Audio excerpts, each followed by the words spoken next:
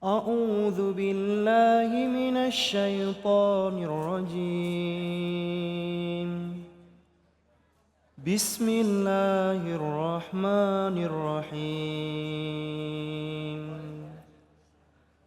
يا أيها الذين آمنوا قوا أنفسكم وأهليكم نارا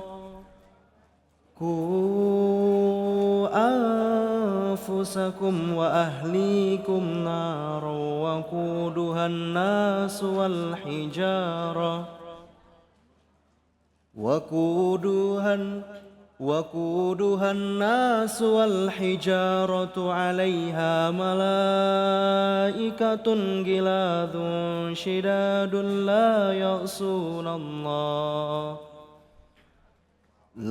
يعصون الله ما أمرهم ويفعلون ما يؤمرون. صدق الله العظيم. Maha benar Allah dengan segala firman-Nya, Iqra'ul Qur'an fa innahu ya'ti yaumal qiyamah syafi'an li ashabihi. Bacalah Al-Qur'an, maka insya Allah Al-Qur'an yang kita baca akan menjadi syafaat buat kita semua di yaumil qiyamah. Amin ya rabbal. Terima kasih kepada Saudari Husein yang telah melantunkan ayat-ayat suci Al-Qur'an. Semoga menjadi ibadah bagi yang membaca dan umumnya bagi kita semua yang mendengarkan. Bu, Pak, masih semangat? Alhamdulillah. Kembali lagi di Cahayati Indonesia. Kita sekarang akan kembali mendengarkan kajian tafsir dari guru kita Ustadz Muhammad Soleh. Beliau akan membahas surah At-Tahrim ayat 6. Silahkan guru. Assalamualaikum warahmatullahi wabarakatuh. Alhamdulillahilladzi khalaqal mauta wal hayata liyabluwakum ayyukum ahsanu amala wa huwal azizul ghafur. Asyhadu an la ilaha illallah wahdahu la syarikalah malikul haqqul mubin. Wa asyhadu anna sayyidina Muhammadan abduhu wa rasuluhu shadiqul wa'dil amin. Allahumma shalli wa sallim ala sayyidina Muhammadin wa ala alihi wa ashabihi ajma'in. Qalu subhanaka la ilma lana illa ma 'allamtana innaka antal alimul hakim. Subhanallah wa ni'mal wakil, ni'mal maula wa ni'man nasir. La haula wa la quwwata illa billahil aliyyil azim. Pemirsa News TV yang semoga dirahmati diberkahi oleh Allah Subhanahu wa taala.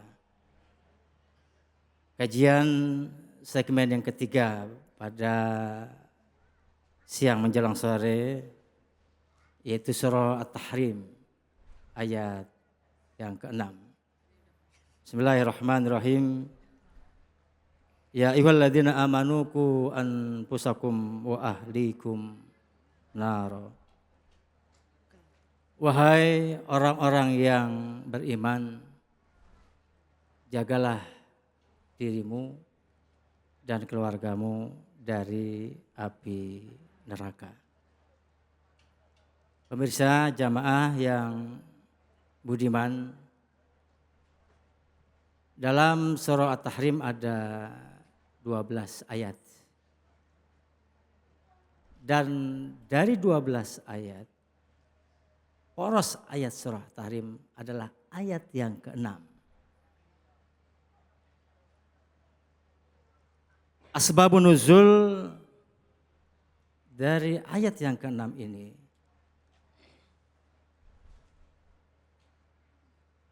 Umar Ibn Khattab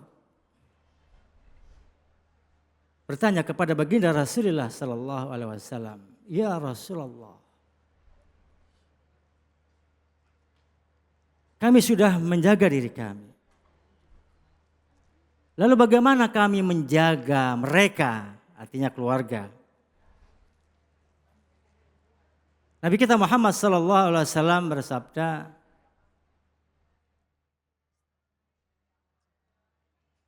"Perintahkan olehmu kepada mereka apa yang diperintahkan Allah kepadamu untuk mengerjakannya." laranglah mereka di mana atau apa yang Allah larang kepadamu untuk meninggalkannya. Maka dalam ayat yang ke-6 ini, kewajiban orang tua, wabil khusus suami tentunya. Karena kalau kita sampaikan anfusakum misalnya kepada istri kita atau kepada anak kita. Tapi yang sebenarnya ini yang lebih layak adalah seorang ayah. Ku anfusakum. Kalimatku ini adalah fil amar. Jagalah. Peliharalah, rawatlah, didiklah anak-anak kita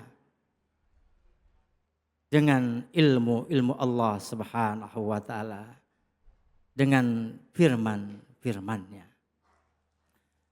Maka ini adalah pelajaran yang sangat penting di dalam kehidupan kita. Karena sesungguhnya anak adalah amanat.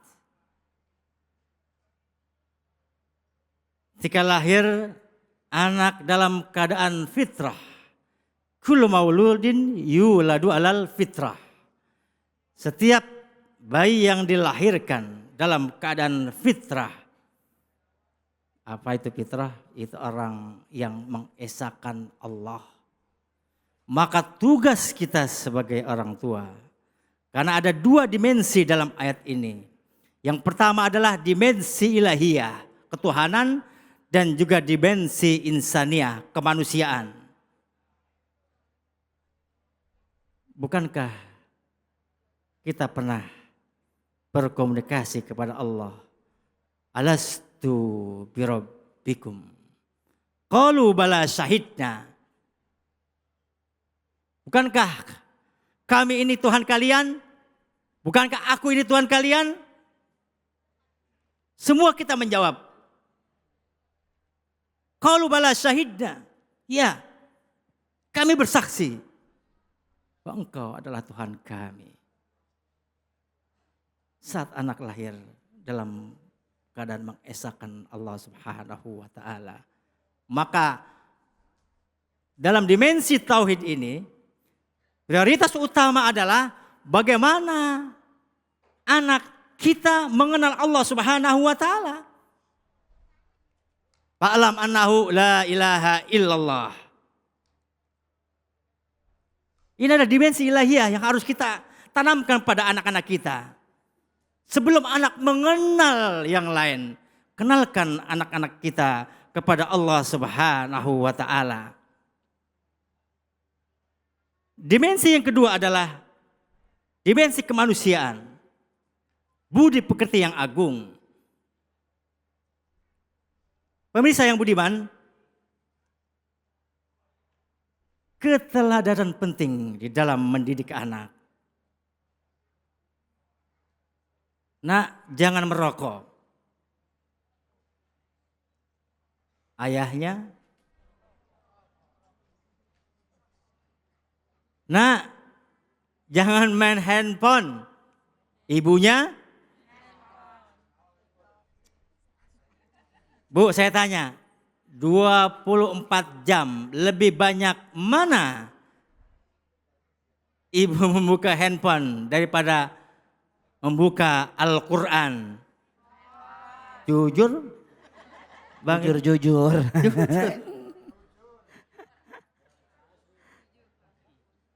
Berhal wal asr, innal insana lafi khusrin. Illal ladzina amanu wa amilus sholihat. Demi masa. Maka Allah bersumpah demi masa. Kenapa masa? Kenapa kalimat ini digunakan wal asr, di masa? Kalau di Timur Tengah, mahasiswa-mahasiswi yang ada atau yang belajar di Timur Tengah, ada namanya tuh kalau kita dalam panas terik ada penjual asir ya. Asir mangga, ada asir apel ya. Dan lain sebagainya. Asir itu adalah perasan yang terakhir. Ya kan? Kalau kita jus ya, kan kita jus apel misalnya. Kita setelah di jus ya, kita bersihkan lagi kan, sampai betul-betul tiris tuh. Maka demi masa, kita ini semuanya berada dalam al-asr. Artinya waktu bekerja sudah selesai. Biasa orang pulang kerja kan jam 3, jam 4 pada asar. Sudah penuh Pak terminal. Sudah penuh komuter lain ya. Sudah penuh orang yang menggunakan pesawat. Akhir segalanya. Maka semua manusia dalam kerugian kecuali orang yang beriman dan beramal saleh. Maka oleh karena itu pemirsa yang budiman, perlu keteladanan dalam mendidik anak. Maka Sayyidina Umar kedatangan seorang bapak.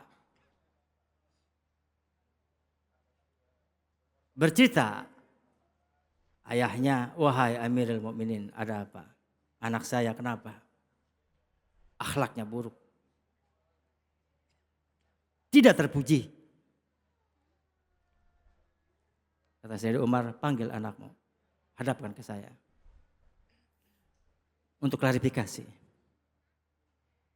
Datanglah anaknya bersama ayahnya. Lalu Sayyidina Umar bertanya, betul apa yang disampaikan begini-begini tentang dirimu yang disampaikan oleh ayahmu? Betul? Namun anaknya ini bahkan bukan mengakui kesalahannya. Ia bertanya kepada Amirul Mukminin, wahai Amirul Mukminin, apa kewajiban orang tua kepada anaknya? Apa hak orang tua kepada anaknya? Balik bertanya lagi. Lalu Amirul Mukminin menjawab,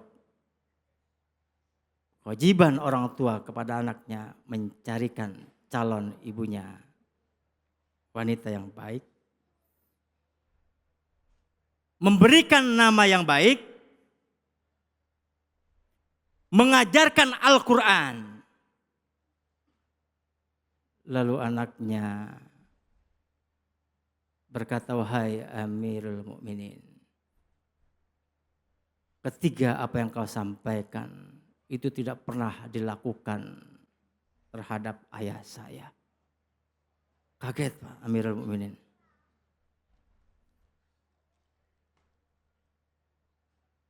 Ibu saya turunan Majusi. Nama saya bukan nama yang baik. Ayah saya tidak pernah mengajarkan satu ayat pun ayat-ayat suci Al-Quran. Umar kembali berbalik kepada bapaknya dengan sedikit marah. Jita tasku uqauqa ibnik.